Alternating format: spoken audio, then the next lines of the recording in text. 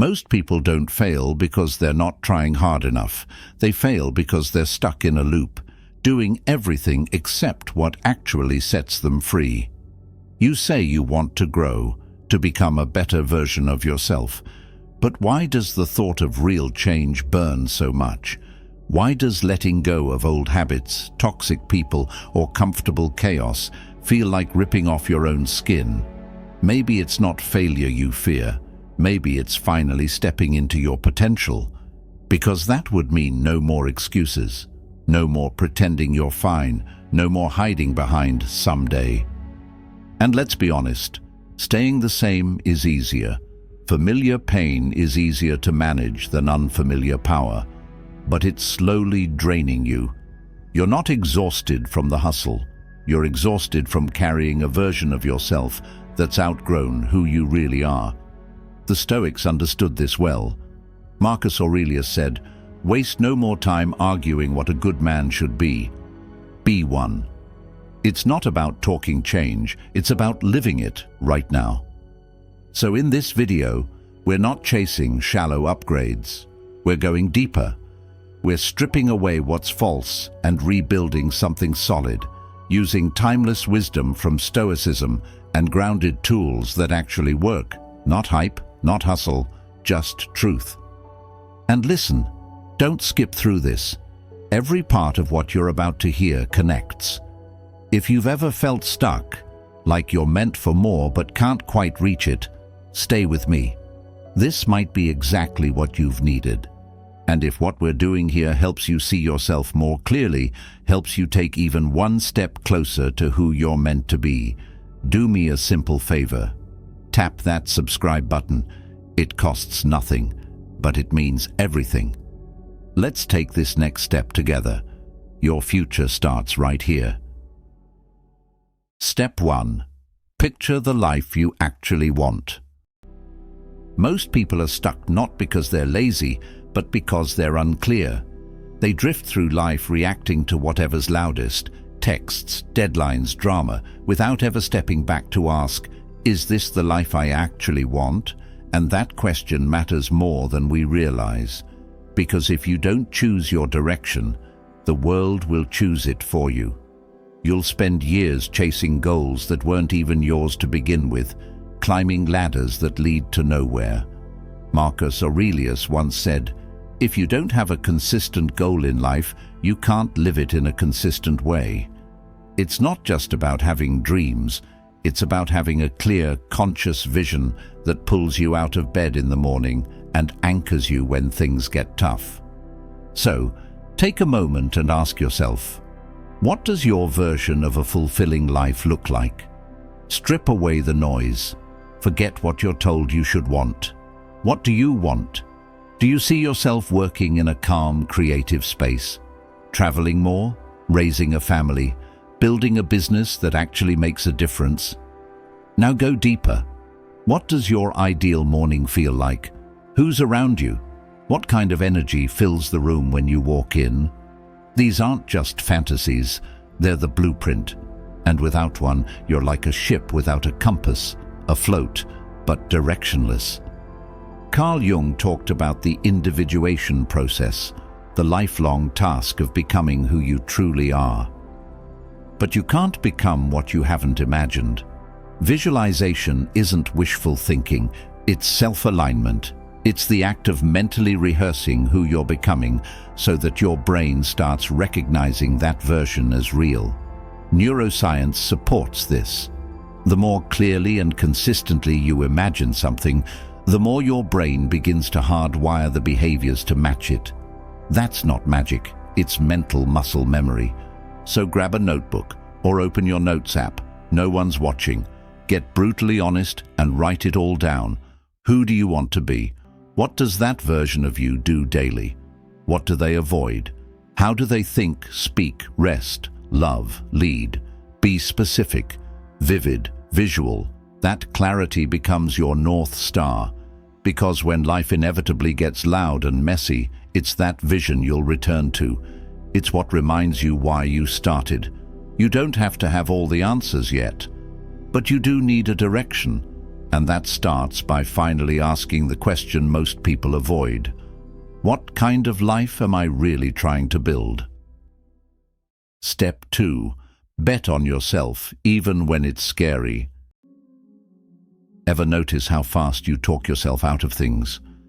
Before you even try, that voice in your head has already told you why it won't work. I'm not smart enough. Someone else is already doing it. What if I fail and look stupid? Sound familiar? That voice doesn't just whisper, it shouts. It questions your worth. It highlights every flaw, every stumble, every scar. And if you're not careful, it becomes your truth. But here's something ancient Stoics understood deeply. You are not your thoughts. You are the observer of them. Marcus Aurelius wrote, "The soul becomes dyed with the color of its thoughts." And if you keep soaking yourself in self-doubt, don't be surprised when everything starts looking gray. The real enemy isn't failure. It's the belief that you're not allowed to succeed, that you don't deserve a better life. Carl Jung once said, "The most terrifying thing is to accept oneself completely, because when you do, the excuses start to lose power. You stop waiting for permission. You stop needing someone to validate your potential. You stop outsourcing your confidence to other people's opinions." That's what betting on yourself looks like. It's scary, raw, and uncomfortable, but it's necessary. See, self-belief isn't about having all the answers. It's about having the courage to act before the answers arrive. It's choosing to start the business, join the gym, write the first chapter, apply for the job, even when you feel unqualified. Because you know what? Most people are making it up as they go anyway. The difference is, some start walking while others are still obsessing over the map. And yes, you'll feel shaky. You'll second-guess yourself. That's part of it. Confidence isn't a switch, it's a skill. It's built every time you do the thing you told yourself you couldn't do. Like a muscle, belief gets stronger with reps. The more often you challenge the doubt, the weaker it becomes. So when that voice creeps in, saying you're not ready, you meet it with action. You say, maybe not, but I'm going anyway. Betting on yourself doesn't mean you'll never fail. It means you stop treating failure like a finish line. It means you're finally tired of sitting on the sidelines of your own life. So ask yourself, if you don't believe in your own story, why would anyone else? This isn't about ego, it's about ownership. You don't need to be fearless. You just need to stop letting fear make every decision. You are your own best investment. And the return on that belief, that's where everything changes. Step 3. Set goals that don't suck the life out of you. Let's be honest, goal setting has become this overhyped, anxiety-inducing ritual where people write down 10 massive things they want to do and then beat themselves up when they don't hit them by Friday. Sound familiar? We've all done it. You get pumped up, set a wild goal like, I'm going to wake up at 4 a.m., meditate for an hour, run 5 miles, write a book, and cook quinoa for lunch. And by day 2, you're already back to snoozing your alarm and questioning your entire existence. Why? Because the goals weren't designed for real life. They were designed for a fantasy version of you. That's not motivation. That's self-sabotage disguised as ambition. The Stoics had a different approach. Epictetus said, "First say to yourself what you would be, and then do what you have to do." Notice that? It starts with clarity, not pressure. Goals shouldn't drain you, they should guide you. That's where micro goals come in. Tiny wins, daily reps, habits so simple they feel almost laughable, until you look up one day and realize you've changed. Let's say you want to improve your health. Don't start with marathon training. Start with walking around the block after dinner. Want to become a reader? Don't force yourself through a dense philosophy book in one sitting. Read 1 page, just one.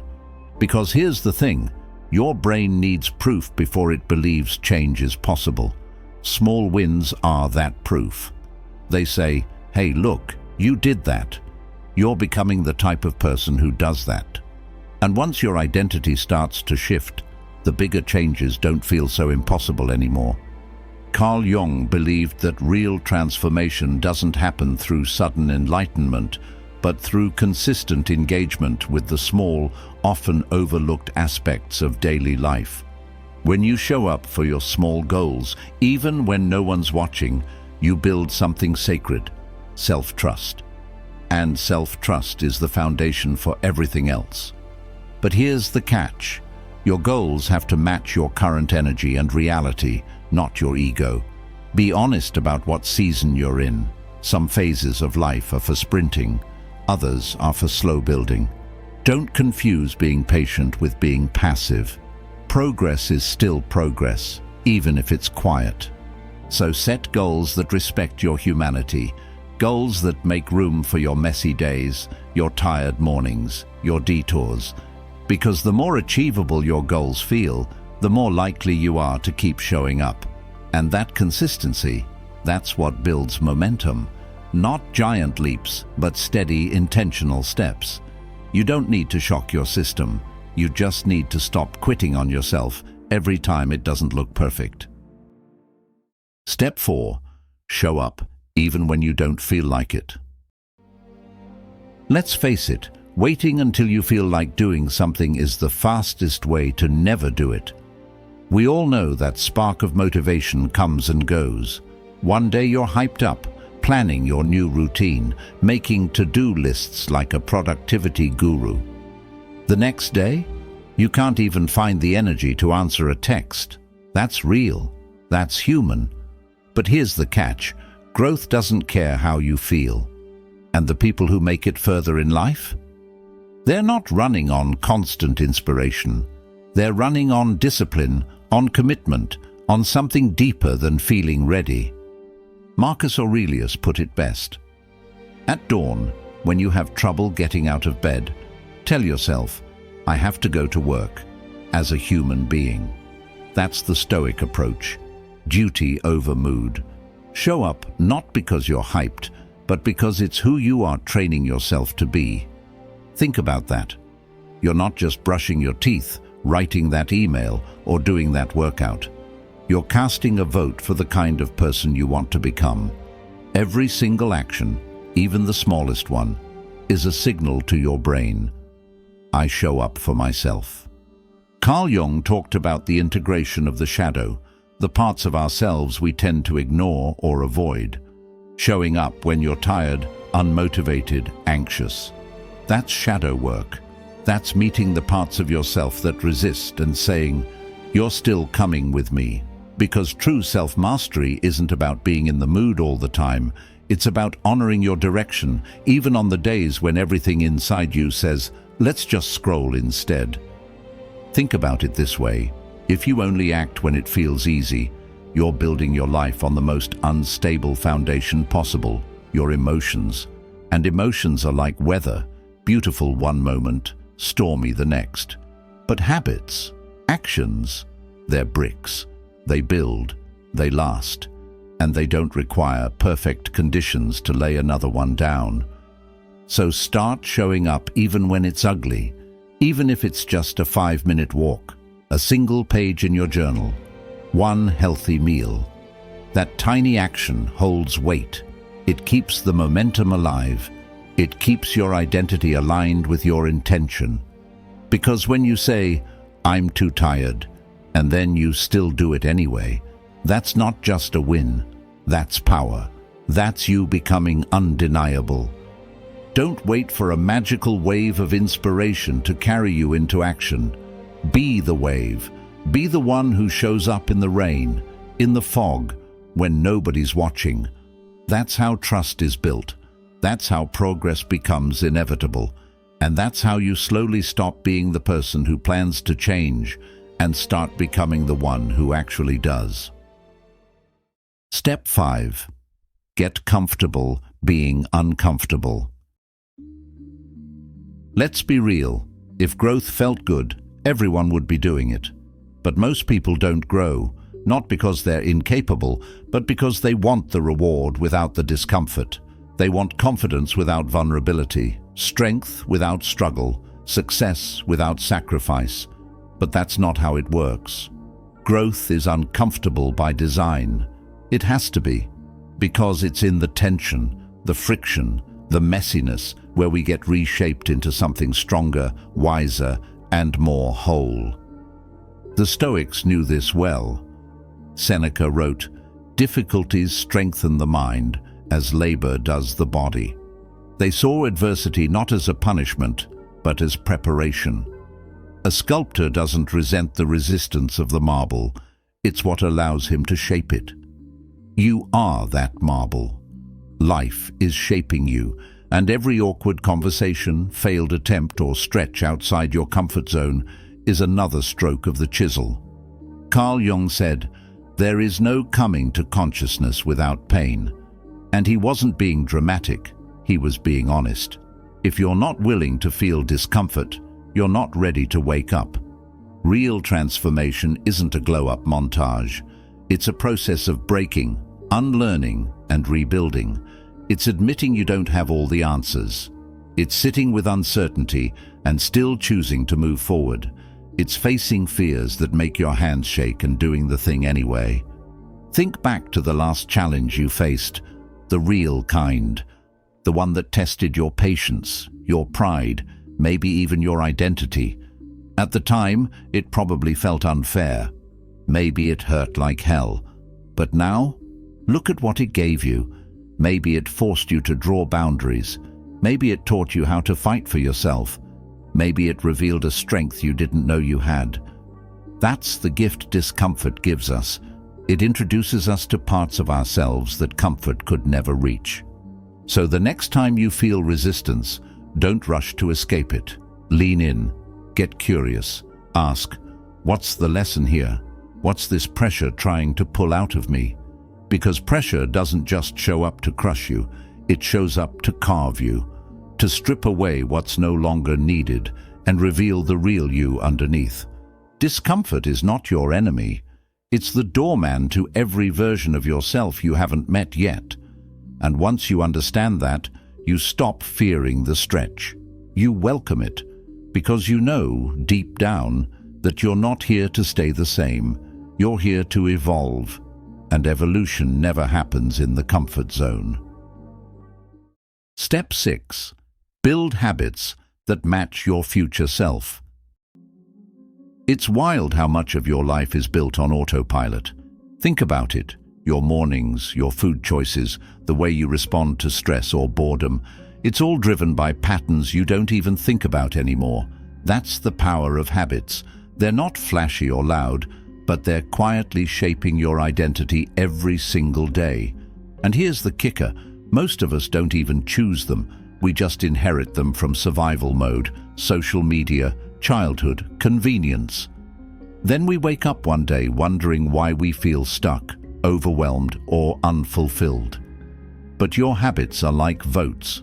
You're either casting them for the person you want to become or for the person you're trying to outgrow. The Stoics understood this deeply. Epictetus reminded us, "First say to yourself what you would be, and then do what you have to do." In other words, start with the vision, then match your behavior to that vision, one small action at a time. If the future version of you is calm, focused, healthy, and grounded, what habits would that person practice daily? Start there. You don't need to change your entire life overnight. That's not discipline. That's burnout disguised as ambition. Carl Jung believed the unconscious rules much of our daily behavior, and until we make those unconscious patterns conscious, we will continue to be ruled by them and call it fate. Your habits are the expression of your unconscious beliefs. So if your routines are chaotic, avoidant, numbing, or passive, it's not because you're lazy, it's because something inside you is still aligned with the old you. But habits are how you start rewriting that internal script. So here's the move. Pick one habit. Just one. Make it so simple you can't say no to it. Maybe it's journaling for 5 minutes. drinking a glass of water before your coffee, turning off your phone an hour before bed, stretching instead of scrolling, saying no to that thing you always say yes to out of guilt. Whatever it is, make it doable. Because the goal isn't perfection, it's identity reinforcement. Every time you follow through, you're showing yourself, this is who I am now. And the beauty of it, these little wins compound. It's like stacking bricks. Eventually you look back and realize you've built an entirely new foundation. But you didn't get there through willpower alone. You got there through design, through intentional, conscious choices made on days when you felt both strong and weak. That's where real power lives. So if you want to become someone different, start behaving like that person before you feel like them. Let your habits lead. Let them build momentum. Let them whisper to your nervous system, we're safe now, we're growing, because the person you're becoming, they're waiting on the other side of your daily choices, and every tiny habit is a doorway to that version of you. Step through it, one simple action at a time. Step 7. Fail smarter, not harder. Let's talk about something that messes with almost everyone: failure. Just the word can make your stomach twist, right? We're taught to fear it, to avoid it, to hide it, like it's this giant neon sign that says, you're not good enough. But that's not the truth. That's just the story you were told by a system obsessed with perfection. What if failure isn't proof that you're broken, but proof that you're trying, that you had the guts to put yourself out there while everyone else was too scared to even begin? The Stoics had zero tolerance for the drama of failure. They believed in accepting what happens and responding with reason, not emotion. Marcus Aurelius once wrote, "When you arise in the morning, think of what a privilege it is to be alive, to think, to enjoy, to love, to fail." Yes, to fail. Because failure is not an interruption of the path, it is the path. Every misstep holds information. Every letdown, every rejection, every embarrassing moment. That's data. It's guidance. It's a mirror showing you what still needs work. Carl Jung offered a powerful truth. Knowing your own darkness is the best method for dealing with the darkness of other people. When you fail, you come face to face with your own shadows, your ego, your fears, your blind spots. But instead of hiding from them, what if you looked closer? What if you used those moments not to shame yourself, but to understand yourself? Because the goal isn't to avoid mistakes, it's to mine them for wisdom. Think about the last time something went completely sideways, a goal that flopped, a risk that didn't pay off, a conversation that blew up in your face. You probably wanted to disappear. But now, looking back, was it really a failure? Or was it a turning point, a teacher in disguise? Because here's the truth: real failure only happens when you refuse to learn, when you let it define you instead of refine you. Failing smarter means asking better questions, not "why am I such a mess?" but "what was this trying to show me?" Not "I'll never get it right," but "what can I do differently next time?" That shift in perspective is where the power lives. It's how you take your pain and turn it into a plan.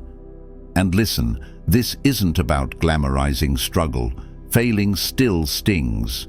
It bruises your pride. It makes you question your worth. But when you stop taking failure personally, you start using it professionally.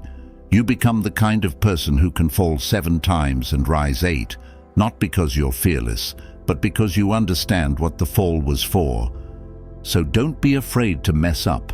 Be afraid of staying the same. Be afraid of letting fear of failure keep you locked in a version of life that no longer fits. Your bounce-back game is everything. Your ability to stand up, take notes, and try again. That's your superpower. So fail forward, fail boldly, and fail in the direction of your growth. Because that's not falling apart, that's leveling up. Step 8. Edit your circle ruthlessly. Ever felt drained after a conversation that didn't even seem that deep? Like you left feeling heavier, a little more doubtful, a little more off-center? That's not random, it's residue. The kind of energy you're around leaves a mark. And whether you realize it or not, the people closest to you are shaping your mindset, your habits, your self-worth. Not by force, but by frequency. Who you talk to, who you listen to, who you joke with, they become mirrors, reinforcing who you believe you are. So the real question is, do your people reflect who you were or who you're trying to become? The Stoics had a clear stance on this. Seneca said, "Associate with people who are likely to improve you. Welcome those whom you are capable of improving. The process is a mutual one. We learn as we teach." Your circle should elevate you, not just entertain you. You don't need people who are perfect, but you do need people who are intentional, people who are doing the work, who take accountability, who don't flinch at growth, even when it's uncomfortable. If your environment is filled with gossip, blame, and mediocrity, it's not neutral. It's toxic, and eventually you'll absorb it without even noticing. Carl Jung warned us of the collective unconscious, the invisible psychological patterns we absorb from the groups we're a part of. If you hang around people who avoid responsibility, play the victim, or live in perpetual complaint, it won't be long before you start echoing their behaviors, not because you're weak, but because you're human. We adapt, we match energy. So if you want to grow, you have to start treating your inner circle like sacred ground, because it is. And look, editing your circle isn't about being cold or cutting people off without compassion. It's about alignment. Are these people helping me become more honest, more disciplined, more alive? Or are they encouraging the parts of me I'm trying to let go of? Sometimes the bravest thing you can do is outgrow people without hating them. You can love someone and still realize their energy no longer fits where you're headed. That's where solitude comes in. Most people fear being alone because they've never used it properly. But being alone with intention, that's where you reconnect with your values. That's where you reset. That's where you remember who you are without all the noise. As the saying goes, if you can't change the people around you, change the people around you. Because silence is better than chaos. Peace is better than fake support. And being alone is 1,000,000 times better than being surrounded by people who secretly root for your stagnation. So do an audit. No drama, no big announcement. Just a quiet, internal evaluation. Who energizes you? Who drains you? Who challenges you to rise? And who quietly pulls you down? Upgrade accordingly. Don't apologize for protecting your energy. Your environment is either helping you evolve or keeping you on repeat. You get to choose what plays. Step 9. Count your wins, not just your worries. Ever notice how your brain loves to replay what went wrong? That one awkward moment, that missed opportunity, the thing you should have said but didn't. We fixate on flaws. It's like our minds are wired to highlight the gaps, not the gains.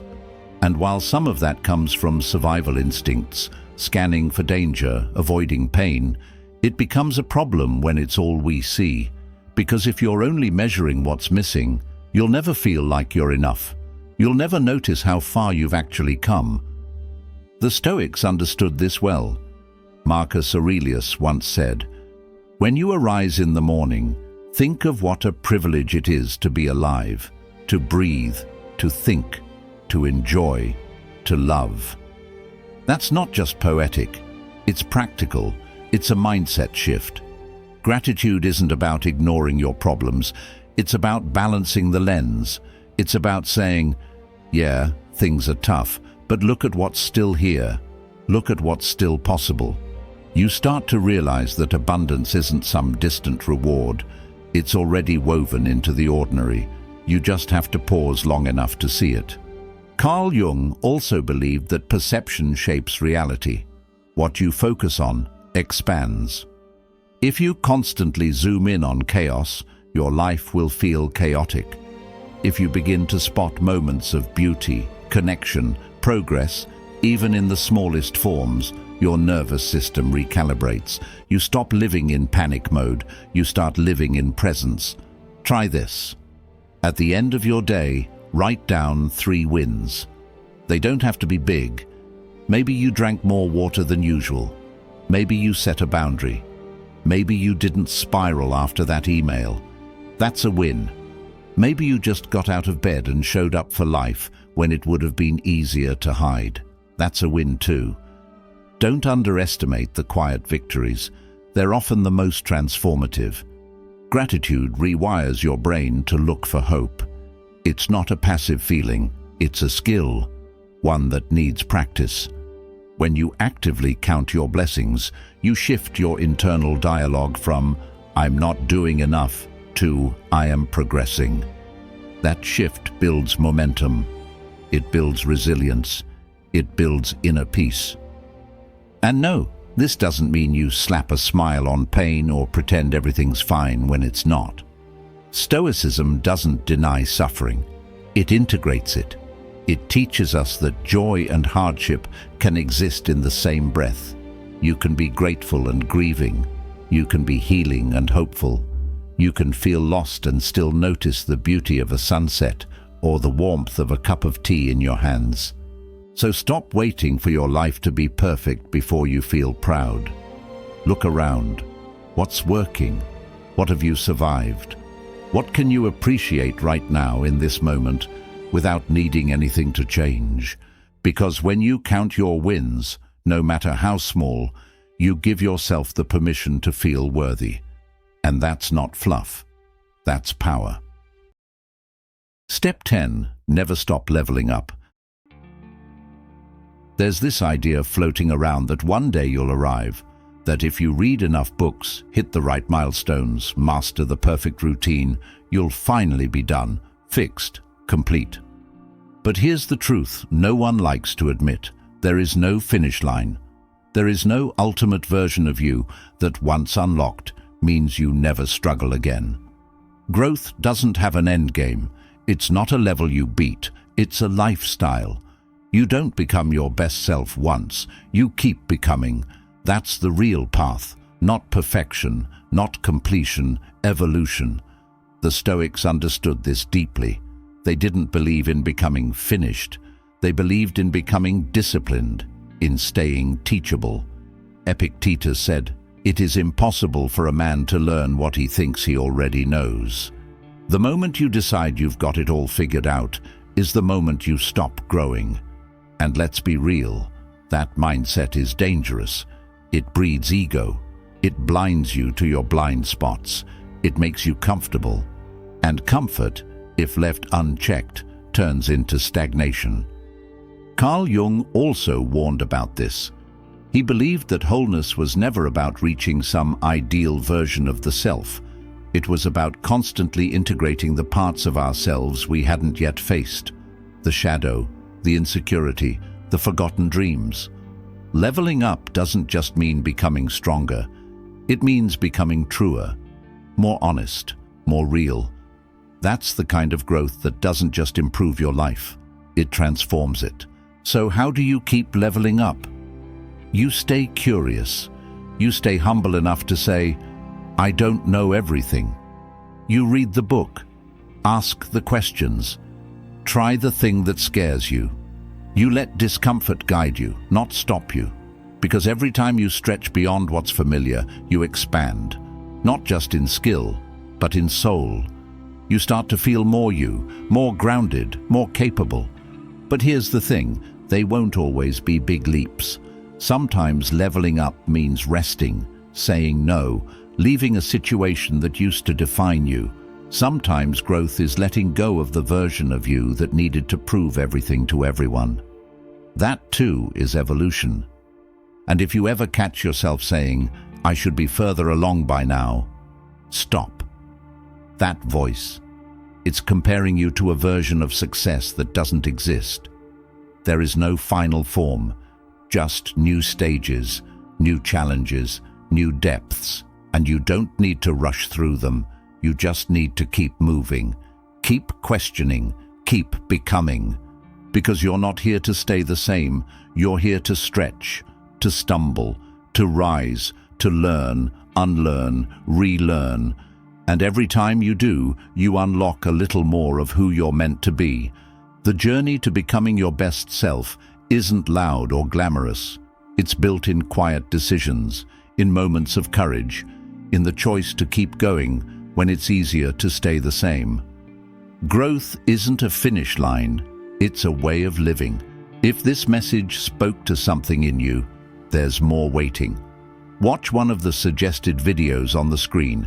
It might just be the next breakthrough you need. And thank you for being a part of Stoic Journal. See you in the next one.